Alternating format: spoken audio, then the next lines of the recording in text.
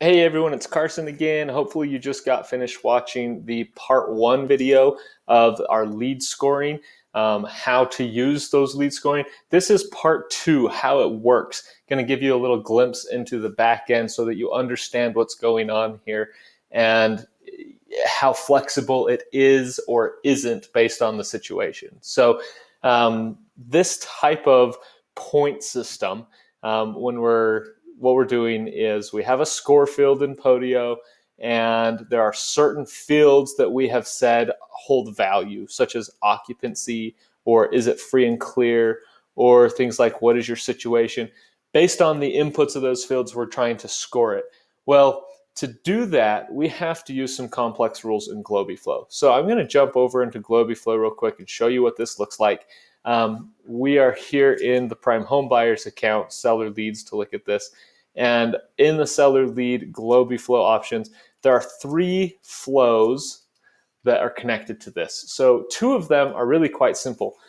Calculate based on the info available when a lead is created. So when a lead enters the system, we're going to run the flow to say, okay, we want to know how many points it's worth right now, and then recalculate whenever the relevant fields are updated. And if we click into one of these, you'll really see all we're saying is look at these fields. These are the fields we care about. And anytime one of those changes, we need to trigger the lead score calculate flow. That's really all we're doing. And the reason that we do it this way is so that from both of our lead score spots, created or updated, we don't have to rewrite all the rules. We're just going to find the trigger and funnel it to one main spot. Makes everything more consistent, basically. Now, here is the complicated stuff. So on our lead score calculation flow, we have to start looking at everything. And don't get overwhelmed by this. This is what my team does for you. But we look at the field and say, okay, occupancy, for this word, we're going to add points. Then we're going to say occupancy here. For this word, we minus 5 points. And again, occupancy for this word, we minus 10 points. So there are different scenarios for these fields. We go through each of the important fields.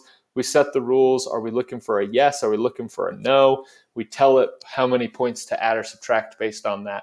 And then once we've done all of that, yeah, it's a lot. We get down and we take the total score. So every time we add them all, and then we say, okay, from all of those pieces with math we just did, add them all together and tell us what our total score is.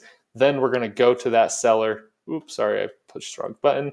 Then we're going to go over to that seller and we're going to update the score field to be our new total score every time those update. Because if you have information from someone, you know, that it's vacant, and then on a second call you find out a little more, oh, it's actually tenant occupied, that score needs to recalculate every time. So this flow gets triggered every time, and there's a lot going on here. The second piece of this video is really to talk about the words. So let's say that you find you're writing the word delinquent a lot, or maybe death or foreclosure, and you're getting those in the reason for selling quite a bit, but you decide, you know what, that's not a good indicator, or I don't think that that's worth 10 points. Well, we can change that, but it takes a little bit of careful adjusting. So like coming here to our situation field, we'd have to look, so here's our word eviction.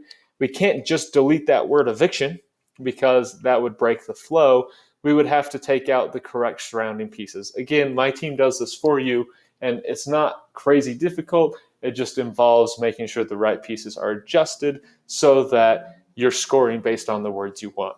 If you have other words or other things that you'd like to score, they can be added, but we just need an exact definition like these scoring rules to tell us what field, what word, how many points, and then we can combine that into our total.